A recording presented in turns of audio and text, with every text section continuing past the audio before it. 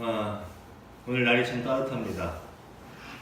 이 추운 겨울 가운데도 이렇게 따뜻한 날을 주신 하나님께 감사하고 오늘 예배 나오신 여러분을 주님의 이름으로 환영합니다. 오늘 예배 가운데서 하나님을 만나고 큰 은혜 가운데서 주님께 감사하며 돌아갈 수 있는 여러분이 되기를 주님의 이름으로 축원합니다. 제가 하은교회 부임해서 처음으로 시작한 것이 말라기 강의 설교였습니다. 사실 하은교회 오기 전에 저희 가족은 참 많은 힘든 시간들을 보냈습니다. 광야 같은 시간들 가운데서 저희가 하나님께 정말 수많은 질문을 했던 것 같습니다. 하나님 여전히 저희를 인도하고 계신 건 맞죠? 여전히 하나님께서 저희를 쓰기 위해서 부르신 거 맞지요? 정말 수없이 눈물을 흘리며 때로는 간절하게 기도도 했고 때로는 오랜 시간 금식을 하면서 하나님께 부르짖었는데 참 야속하게도 하나님은 매우 오랜 시간 침묵으로 일관하셨습니다.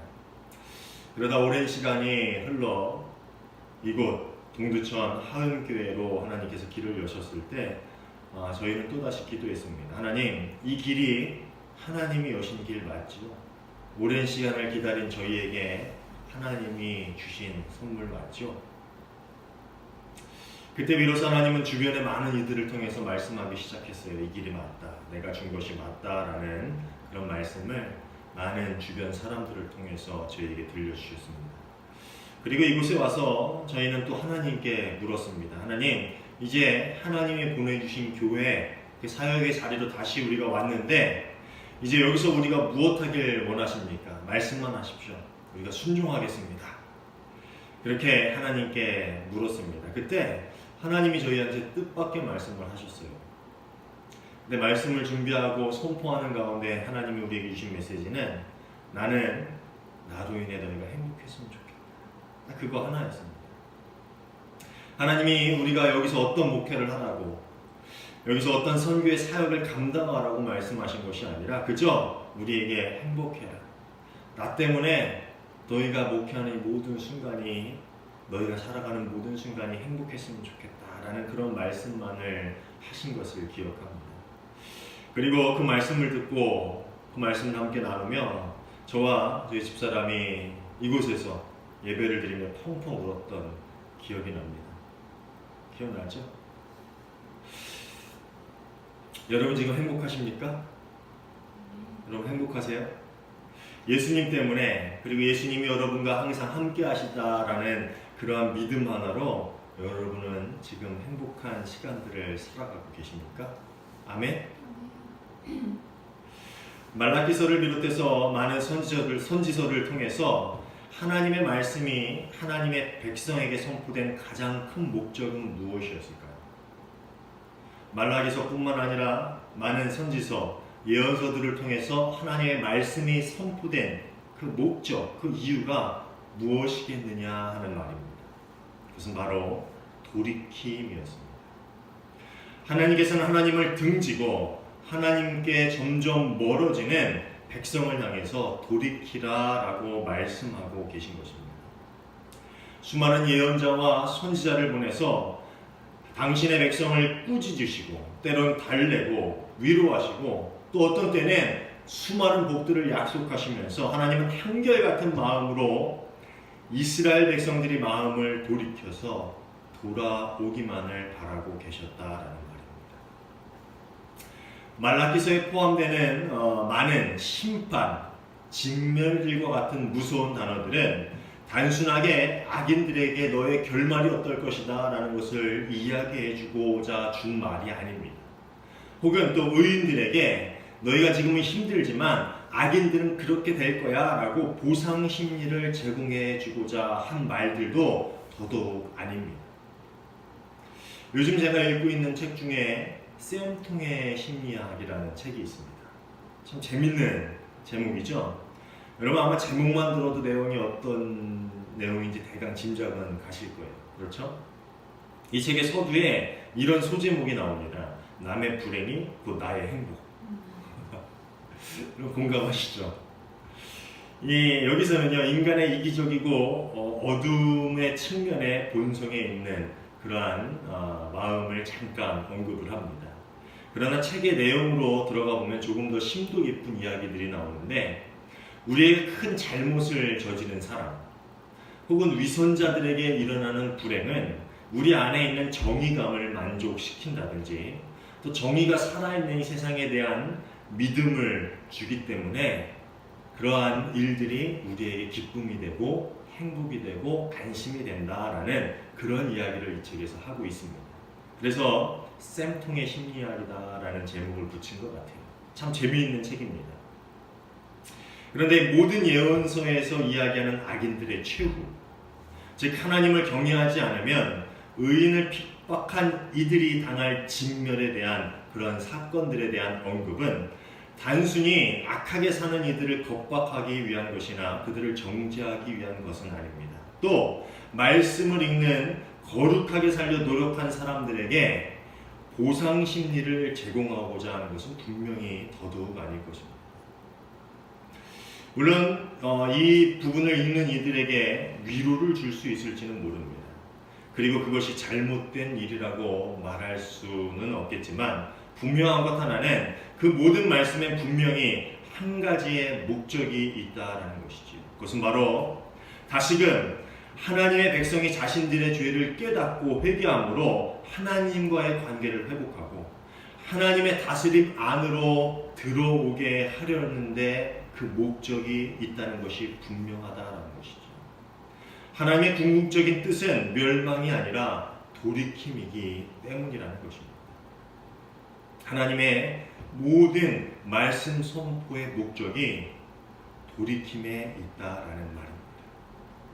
말라기서는 하나님의 사랑을 의심하는 백성에게 나는 여전히 너를 사랑한다. 나는 변함없는 사랑으로 너희를 사랑하고 있다라는 말씀으로 시작을 하지. 그리고 오늘 우리가 함께 읽은 본문을 보면은 부모와 자녀가 함께 하나님께 돌이키게 될 것이다 라는 말씀으로 끝을 맺습니다. 오늘 우리가 읽은 본문 6절을 보면은요, 아버지의 마음을 자녀에게로 돌이키게 하고 자녀들의 마음을 그들의 아버지에게로 돌이키게 하리라 라는 말씀이 등장을 하는데, 이 부분엔 몇 가지 해석이 있지만 이스라엘의 경건한 조상들의 신앙을 불경건한 후손들의 마음속에 들어가게 해서 그들의 신앙을 조상들의 신앙처럼 경건하게 만들 것이다 라는 해석이 가장 옳은 듯합니다. 다시 말씀해 드릴까요? 이스라엘의 경건한 조상들의 신앙을 지금 현재 불경건한 그런 후손들의 마음에 들어가게 해서 그들의 신앙 또한 다시 돌이켜서 조상들처럼 경건한 신앙으로 만들게 하겠다라는 그런 말씀을 하고 있다라는 겁니다. 즉 나는 너희를 사랑한다 라고 시작하신 하나님의 말씀은 내가 다시 너희의 신앙을 경건하게 만들어서 나에게 돌이키게 하겠다라는 그런 다짐으로 끝을 맺고 있다라는 것입니다. 말라기 당시나 예수 그리스도께서 살아가신 그 당시에 이스라엘이 갖고 있던 가장 큰 문제는 과거 그들의 신앙에 조상들이 가졌던 경건하고 의로운 신앙이 그들에게 결핍되어 있었다라는 것입니다. 그래서 하나님께서는 다시금 그들에게 선지자를 보내어서 그들의 경건한 신앙을 회복시키겠다라고 말씀하고 있다라는 것입니다.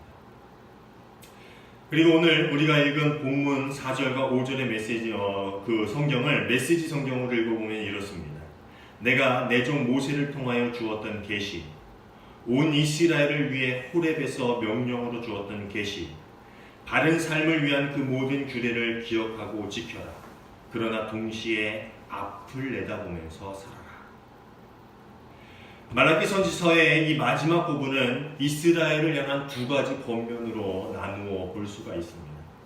첫 번째는 신의 산에서 모세를 통해 주신 하나님의 율법을 지키며 살아라 라는 것이었습니다. 어찌 보면은 이스라엘이 당시 겪고 있는 모든 고난은 그들이 하나님의 율법을 지키지 않았기 때문이다 라고 말씀하고 있는 것과 같습니다. 그런데 그것은 율법을 지키지 않음으로 하나님이 저주를 내리셨기 때문이라고 해석할 수는 없습니다. 저는 이렇게 해석하고 싶어요. 하나님을 떠난다라는 것은요, 하나님의 보호하심을 벗어난다라는 것입니다. 지금 그들이 당하고 있는 고난은 하나님이 특별히 그들을 저주해서라기보다는 그들이 하나님의 보호하심을 떠났기 때문에 스스로 자처한 고난이다라고 보는 것이 더 마땅할 것입니다. 성경을 보면서 느끼는 것 중에 한 가지는 참 하나님은 하나님의 백성이 돌이키기를 원하셔서 정말로 많은 일들을 하셨구나라는 것입니다. 하나님은 말 안 듣는 백성을 절대 포기하지 않으십니다. 오늘 우리가 같이 찬양한 그 찬양에도 있죠. 하나님의 사랑은 결코 끊어질 수가 없습니다. 세상의 어떤 권세도 악인도 심지어 천사마저도 우리를 향한 하나님의 사랑을 끊을 수 없다라고 우리 같이 찬양을 했죠. 근데 하나님의 당신을 향한 그 사랑은 정말 끊어지지가 않습니다. 하나님은 말 안 듣는 백성들을 포기하지 않으시고 그들을 먹이시고 그들을 입히시고 그들을 보호하십니다. 죄를 깨닫게 하기 위해서 많은 선지자를 보내셨고요. 결국에는 당신의 아들을 보내기까지 하셔서 그 죄값을 대신 치르게 하시죠. 하나님의 사랑은 이렇게 포기하지 않는 사랑입니다. 그런데 하나님의 이 모든 이스라엘을 향한 하나님의 백성을 향한 노력과 눈물 섞인 애절한 호소, 그 사랑은 결코 하나님 자신을 위한 것은 아니었습니다. 그 모든 것은 오로지 하나님의 백성들, 하나님의 자녀들인 우리를 위한 것이었음을 우리는 기억해야 합니다. 오늘 본문에서도 분명히 이야기하고 있는데 하나님께서 율법을 주신 것은 온 이스라엘을 위해 주신 것이다 라고 오늘 성경은 기록하고 있습니다. 즉 당신의 백성을 위해 주신 것이라고 이야기하고 있다라는 것입니다. 그렇다면 하나님의 백성 이스라엘의 불행과 고난은 어디에서부터 무엇에서부터 시작되었을까요? 아까도 이야기했듯이 그것은 바로 하나님과의 관계 단절에서부터 시작되었다라는 것입니다. 창세기를 보면은요, 하나님은 우리 인간을 창조하실 때 좀 특별한 이야기로 창조를 하고 계십니다. 우리의 형상을 닮은 특별한 존재를 만들었다라고 창세기엔 기록이 되어 있죠. 우리의 형상을 닮은 하나님은 창조하실 때에 우리를 삼위일체 하나님의 관계 안으로 부른 존재로 우리를 지으십니다. 이해가십니까? 삼위일체 관계 안으로 인간을 부르셨다라는 것입니다. 그래서 우리를 하나님의 형상이 닮은 특별한 존재로 창조되었다라고 이야기하고 계시다는 것입니다. 그런데 하나님께서 특별한 존재로 지으시고 땅을 다스리며 생육하고 번성하라라는 모든 복을 주셔서 그 땅에서 평안, 샬롬을 누리며 살게 하신 이 모든 것이 한순간에 무너지게 되는데 그것은 바로 죄, 즉 하나님과의 관계 단절에서부터 시작되었다라는 말입니다. 그 뒤로도 하나님은 하나님의 백성을 구속하기 위해서, 구원하기 위해서 참 많은 노력을 하십니다. 아브라함이라는 한 사람을 부르시고요. 그 민족을 이루시고 또 모세를 세워서 그 민족을 이스라엘이라고 부르고 애굽으로부터 구출하십니다. 그리고 수많은 열강 가운데서 작은 나라 이스라엘이 강성한 나라가 되게끔 하나님은 그 나라를 돌보시고 이끌어 주십니다. 그들이 혹여라도 잘못된 길에 빠지면은 선지자를 보내서 꾸짖기도 하시고 하나님께서는 당신의 자녀들이 하나님의 다스림 가운데서 살게 하시려고 쉬지 않고 일하신 분이심을 우리는 성경을 통해서 볼 수가 있습니다. 그러나 그런 하나님의 눈물겨운 노력에도 불구하고 이 백성 이스라엘은 어땠습니까?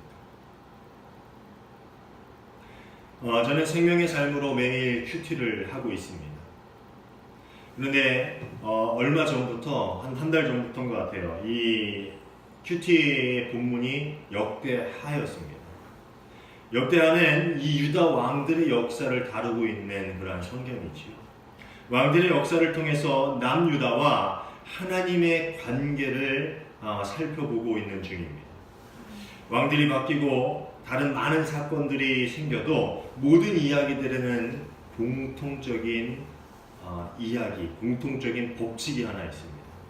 그게 뭔지 아십니까?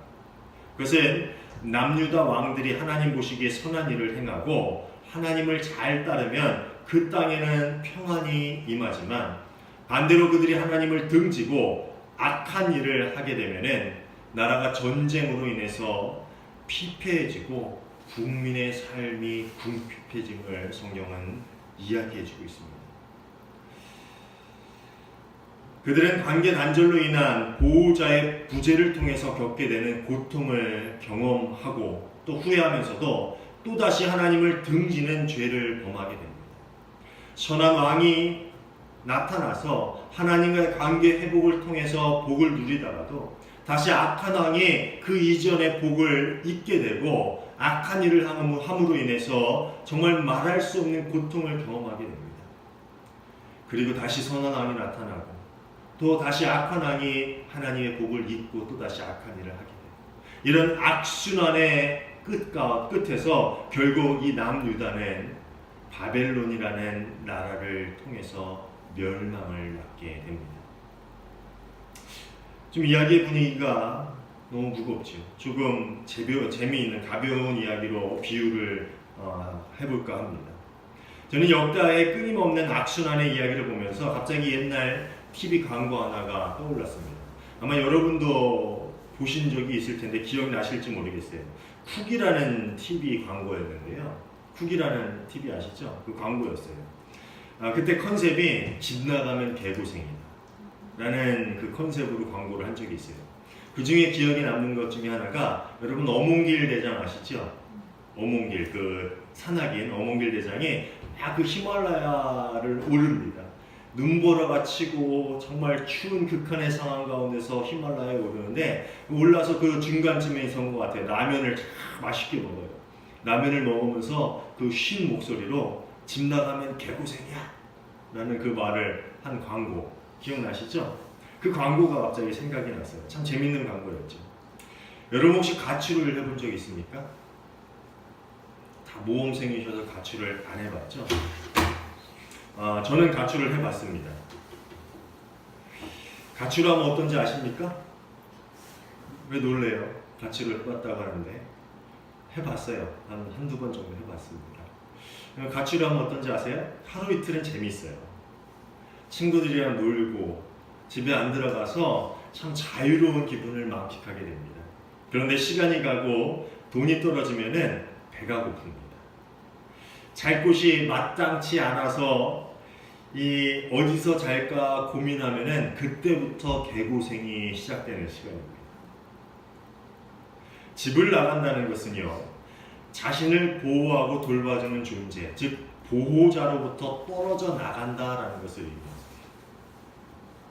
더 이상 보호자의 돌봄을 받을 수 없는 상황이 된다라는 말입니다. 먹는 것도 자는 것도 더 이상 거저 주어지지 않는 그러한 상태에 놓이게 된다라는 것입니다. 이스라엘의 가출은 단순히 개고생으로 표현하기엔 너무나도 가혹한 결과를 가져왔습니다. 그들은 그들의 보호자에게서 벗어나고자 죄를 지었고 결국 그들의 보호자에서 벗어나면 단순히 개고생으로 표현하기엔 너무나도 가혹한 결과, 즉 다른 나라의 침략을 받고 노략을 당하는 결과를 가져왔습니다. 어떤 이들은 목숨을 잃고 어떤 이들은 포로가 되어 끌려갑니다. 그것은 개고생을 넘어선 피눈물 나는 결과를 그들에게 남겨주었다라는 것입니다. 왜 그랬습니까? 그들이 하나님이라는 보호자의 품을 벗어났기 때문이라는 것입니다. 이스라엘은 오랜 시간 이런 일들을 반복하고 또 반복해 왔습니다. 그리고 이스라엘이 이렇게 가출할 때마다 하나님의 품을 벗어났을 때마다 하나님은 그들을 간절하게 부르고 찾으셨습니다. 왜 그랬을까요? 바로 그들을 위해서 그랬다라는 것입니다. 그들의 안위와 평안한 삶을 위해서 하나님은 그들을 간절하게 부르고 찾고 선지자들을 보내서 돌이키라라고 말씀하셨다라는 것입니다. 이제 그렇게 고생하지 말고 그렇게 고난받지 말고 이제 나의 품으로 들어와서 평안한 삶을 살아라. 행복한 삶을 살아라 라고 그들을 애타게 부르셨다라는 것이죠. 사랑하는 여러분, 오늘 여러분은 어디에 있습니까? 하나님의 품 안에 있습니까? 그 보호자의 보호하심 안에 여러분은 살아가고 계십니까? 사랑하는 여러분, 여러분은 지금 행복하십니까? 하나님은 우리가 무엇인가를 하길 원하거나 어떤 목표를 이루기를 바라시는 분이 아닙니다. 하나님이 우리에게 바라시는 것은 단 한 가지, 주 안에서 쉼을 얻으라라는 것입니다. 주 안에서 평안을 누리라 하는 것이죠. 오늘 본문에서는 하나님의 규례를 기억하고 지키라라고 명령하고 계시는데, 이것은 우리가 감당해야 할 일, 임무, 어떤 사명과는 다른 종류의 명령입니다. 실제로 하나님이 주신 명령의 핵심은 한 가지로 요약할 수가 있습니다. 그게 뭡니까? 하나님을 사랑하라라는 겁니다. 이게 모든 율례의 요약이에요. 한 가지 요약이라는 겁니다. 마태복음 22장 37절에서 40절 말씀은 이렇게 이야기하고 있습니다. 예수께서 이르시되 내 마음을 다하고 목숨을 다하고 뜻을 다하여 주 너의 하나님을 사랑하라 하셨으니 이것이 첫째 되는 계명이요 둘째도 그와 같으니 내 이웃을 내 자신같이 사랑하라 하셨으니 이 두 계명이 온 율법과 선지자의 강령이니라. 율법이 무엇입니까? 하나님의 명령이 무엇입니까? 라고 묻는 질문에 예수님이 이렇게 대답한 거예요. 하나님을 사랑하는 것이 첫 번째 계명이고 두 번째도 그와 같다. 즉 내 이웃을 내 몸과 같이 사랑하라 라는 것은 우리의 노력과 애씀이 아니라 하나님을 사랑함으로 그 사랑이 넘쳐나서 자연적으로 생기게 되는 그 사랑을 의미하는 거예요. 즉 우리가 할 것은 단 하나, 하나님을 사랑하라 라는 것입니다. 어떤 목표를 이루거나 어떤 사명을 감당하라 라고 하나님이 우리에게 명령하고 있는 것이 아니라 그냥 나를 사랑해라. 그것이 온 율법과 선지자의 말하는 명령 한 가지다라고 이야기하고 계시다라는 거죠. 참 재미있지 않습니까? 만물을 지으시니 이 세상의 주인이신, 이 세상을 창조하신 분이 우리에게 딱 한 가지를 바라고 있는데 그것이 바로 나를 사랑해 다오라는 거예요. 나를 사랑해 다오. 하나님이 우리에게 바라시는 것 한 가지는 하나님을 사랑함으로 바로 그 안에서 쉼을 누리고 평강을 누리라라는 것입니다. 그리고 나머지 지상 명령이라든지 이웃 사랑 같은 명령들은 주 안에서 쉼을 누리고 있는 자들이 그 삶을 통해서 하나님과 함께 있음이 드러나게 될 때에 저절로 이루어지는 거죠. 여러분, 전도가 우리의 노력으로, 우리의 행함으로 됩니까? 우리가 쉼을 누리지 못하는데, 우리가 안식과 평안을 누리지 못하는데 여러분 전도가 됩니까? 우리가 하나님을 사랑해서 그 사랑 안에서 평안하게 충분하게 그 사랑을 누리며 살지 못하는데 여러분이 이웃을 사랑할 수 있습니까? 결국 하나님이 바라는 건 단 하나예요. 내게 와서 쉼을 누리고 나를 사랑하고 그 안에서 행복하게 살아라. 그러면 나머지는 다 내가 너희를 통해서 이룰 거야. 예수님께서 우리에게 이렇게 말씀하셨습니다. 수고하고 무거운 짐진 자들아 다 내게로 내가 너희를 쉬게 하리라. 또 이렇게 말씀하셨죠. 평안을 너희에게 끼치노니 곧 나의 평안을 너희에게 주노라. 내가 너희에게 주는 것은 세상이 주는 것과 같이 아니하니라. 너희는 마음에 근심하지도 말고 두려워하지도 말라. 사랑하는 여러분, 오늘 우리는 어디 있습니까? 하나님의 사랑 안에 있습니까? 하나님의 품 안에서 쉼을 누리고 평안을 누리고 계십니까? 여러분은 지금 행복하십니까? 말라기서 마지막 부분에서 우리에게 주고 있는 두 번째 권면은 여호와의 날을 소망하는 마음으로 살아가라라는 것입니다. 여호와의 날을 소망하는 마음, 그 마음으로 살아가라라는 말이에요. 이 보면은 현실만을 보고 실망하거나 좌절하는 이스라엘의 관점이 바뀌어야 한다라는 뜻을 가지고 있습니다. 메시지 성경에서는 이 부분을 이렇게 의역하고 있죠. 앞을 내다보며 살아야 하는 사람들이 되어라 라는 것입니다. 우리는 사도행전에서 초대 공동체의 삶을 아주 조금 엿볼 수가 있습니다. 그 짧은 언급에서 그들이 어떤 마음을 가지고 살았는지 우리는 잠시 볼 수가 있지.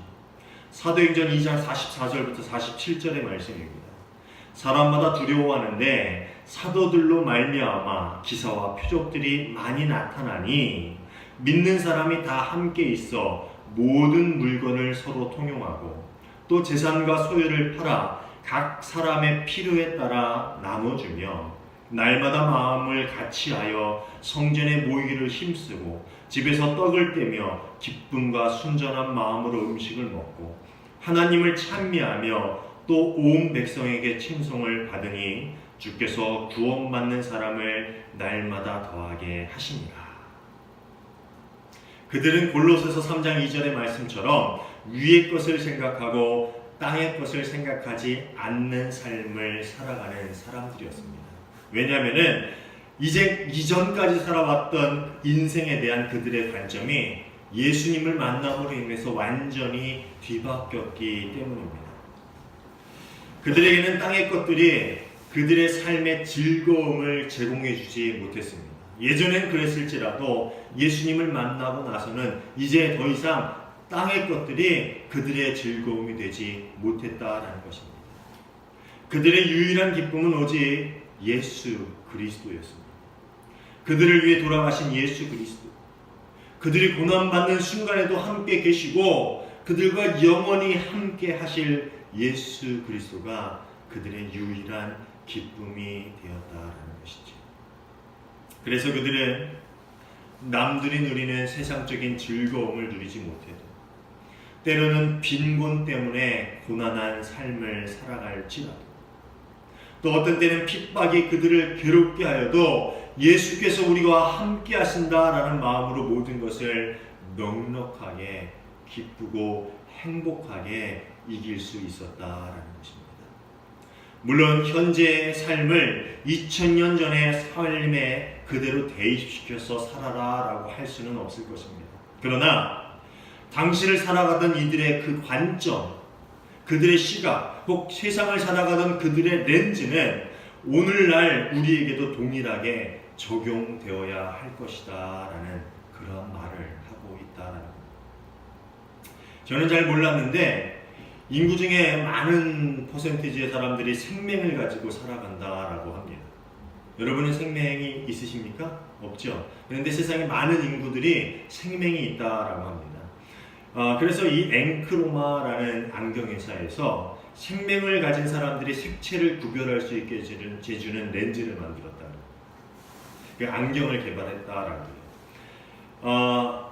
그래서 비디오를 찍었는데 이 생명을 가지고 태어난 사람들이 이 안경을 쓰고 태어나서 처음으로 색채를 봤을 때 어떻게 반응하는가라는 것을 비디오를 찍었는데요. 그 비디오를 보면요, 그 사람들이 그 안경을 써서 처음으로 이 색채를 바라보는 거예요. 꽃을 볼 때, 이 초나 이런 것들을 볼 때에 보라색, 빨간색, 초록색, 흰색 모든 것이 같이 보이더라는 거예요. 그때 이 사람들이 어떻게 반응하는 줄 아세요? 너무 감동하고 좋아서 어쩔 줄 몰라가지고 막 몸을 떨면서 주변을 신기한 듯이 바라보는 그런 것을 비디오로 찍은 게 있습니다. 단조로운 색채의 세상에서 벗어나 이제는 이 새로운 시각으로 온갖 화려한 세상들을 바라볼 수 있게 되었다라는 겁니다. 아마 그들은 더 이상 예전의 부채색, 흑백의 세상을 그리워하지는 않을 것 같습니다. 그렇죠? 이제 화려한 색채를 바라보게 된 그들은 이제 예전에 아무것도 바라보지 못했던 그 흑백의 세상만 보고 살았던 그 삶을 더 이상 그리워하지는 않을 것이다 라는 말입니다. 그렇다면 우리 그리스도인들은 어떻습니까? 에베소서 5장 8절의 말씀입니다. 너희가 전에는 어둠이더니 이제는 주 안에서 빛이라. 빛의 자녀들처럼 행하라. 새로운 렌즈를 얻어 생명의 세상에서 벗어나 화려한 색을 바라보며 너무나도 기뻐하는 사람들처럼 우리 역시 빛의 렌즈로 우리의 삶을 조명하고 기뻐하고 즐거워하며 하루하루를 살아가고 있습니까? 여러분 그렇게 살아가고 있습니까?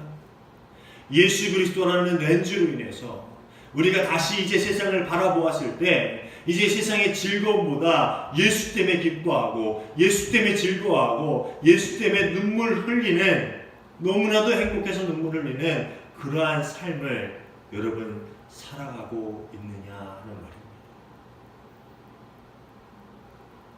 사랑하는 여러분, 여러분의 삶의 렌즈가 이 세상을 바라보는 그 시각이 바뀌어서 그 관점이 바뀌어서 내일을 바라보는 예수 그리스도께서 다시 오실 그날을 바라보는 그러한 마음으로 살 수 있는 여러분 되시기를 주님의 이름으로 축원합니다. 그래서 하루하루가 예수 때문에 행복했으면 좋겠어요. 내가 가진 것이 없어도 비록 내가 쓸쓸해도 혹 내 몸이 아파도 혹 이 세상에서 괴로운 일이 나를 괴롭힐지라도 그래도 다시 오실 그 예수, 나와 함께 하시는 그 예수, 영원히 나와 동행할 그 예수 때문에 행복하고 기쁘고 날마다 감사하며 웃으며 살 수 있는 여러분의 삶이 되기를 주님의 이름으로 축원합니다. 사랑하는 여러분, 지금 행복하십니까? 여러분의 삶이 하나님 안에서, 하나님의 사랑 안에서, 하나님의 보호하심 안에서, 그리스도 십자가 아래서 평안하십니까? 여러분 행복하십니까?